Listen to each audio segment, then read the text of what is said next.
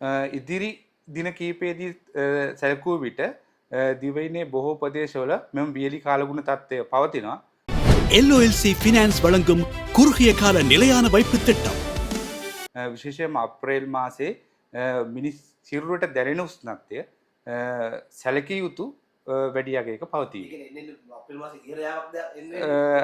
මේ දැනට තියෙන තත්ත්වයටත් වඩා තරමක් ඉහළ යෑමේ හැකියාව පවතිනවා අප්‍රේල් මාසයේ.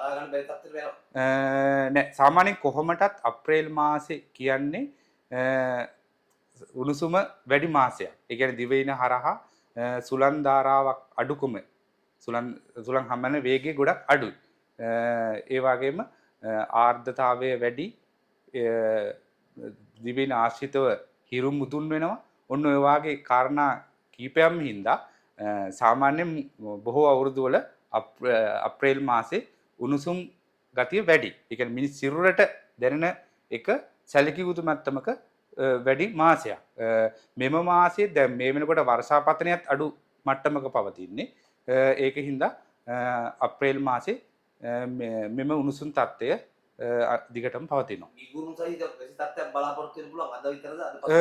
නෑ මේමයි ඉදිරි දින කීපෙදීත් ඔය සවස් කාලයේ ස්ථාන සුවල්පයක වගේ ගාල්ල මාතර කළුතර වගේ දිවෙන නිර්තදිග කොටසේ ස්ථාන සුවල්පයක විශේෂයෙන්ම බලාපොරොත්තු වෙන්න පුළුවන්. එහෙම ඇරුණාම ප්‍රධාන වශයෙන් දිවයින පුරාම වාගේ මෙම වියලි කාලගුණ තත්ත්වය පවතිනවා. මේ තත්ත්වය පහළ වෙන කොච්චර කාලයක් ඇයිද තව? මෙහෙමයි දැනට කියන්න තියෙන ඉදිරි දවස් 10ක වායේ කාලේ නම් ලොකු සැලකිය යුතු වැස්සක් නැහැ. ඒක අඩු වෙලාම ගිහිල්ලාද? ඒ කියන්නේ කොත්තේ මොන වගේ වේගයක් තියෙනවද? නෑ මේ දවස්වල සුළඟ දිවයින හරහා ගොඩක් අඩුයි.